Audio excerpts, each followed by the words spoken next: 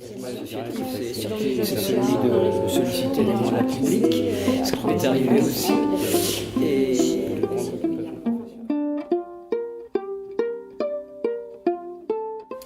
J'étais bénévole dans plusieurs associations, notamment de découverte de la nature et d'associations musicales. À l'orchestre de Saint-Herblain et puis actuellement à l'orchestre Cancelli de Saint-Julien. Et j'ai fait une pause de 8 ans et pour revenir à Saint-Julien ensuite.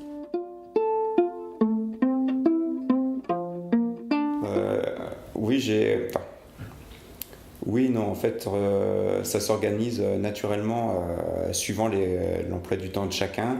Et parfois, il faut se rendre un petit peu plus disponible parce qu'il y a telle ou telle activité. Et donc, faut donner un petit peu de son temps quand même. Et puis, d'autres fois, on dit, non, là, je peux vraiment pas parce que le travail fait que, ou les enfants. Et puis, mais c'est après avec tous les autres adhérents, on arrive bien à s'organiser et puis ça roule.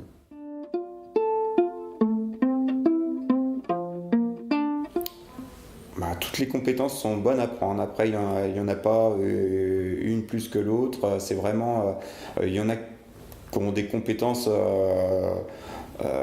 plus intellectuelles, d'autres plus physiques, et l'amas de toutes ces compétences fait que l'association fonctionne bien. Et vous, est-ce que vous en avez posé des limites autour de ces compétences, ou est-ce que non, pas du tout?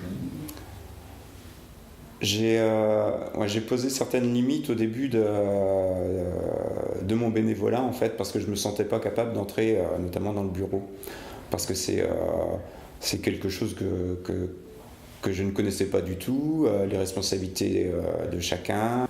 J'ai mis du temps avant de pouvoir me rendre disponible pour de telles tâches. Et aujourd'hui, vous êtes rentré dans un bureau où vous vous sentez capable de franchir le pas? Je pense. Président, je pense que ça peut encore attendre un petit peu, mais trésorier, pourquoi pas. Secrétaire, il n'y a pas de souci.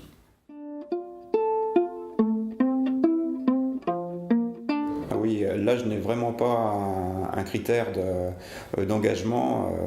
Ça peut aller de très jeune à très vieux. On a des exemples dans notre association et puis ça se passe super bien. Et justement, on parlait des compétences tout à l'heure. En fait, là, chacun vient avec ses compétences, son vécu, et puis c'est un partage indéfini de savoir et de connaissances. Donc c'est ça qui est plutôt génial.